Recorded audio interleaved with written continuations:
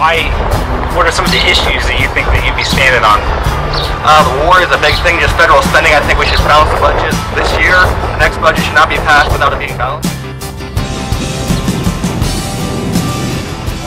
They're not spending their own money, they're spending drugs.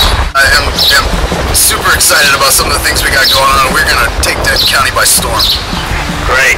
Alright, so you're looking forward to working with the students in Denton County, because I know you got a lot of students, and the students seem to be really geared up for liberty. Absolutely. They've got a lot of things going on in UNT, and there's a lot of liberty-minded folks up there, and we're excited to get involved with them and support them and have their support with us and really make a change in Texas.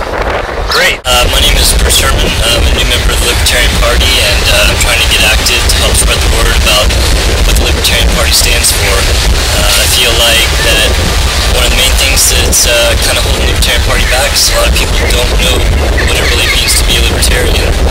I myself have been always into politics, and I'm embarrassed to say that it took me 15 years to find out what the Libertarian Party really stood for, and once I did, I felt like it was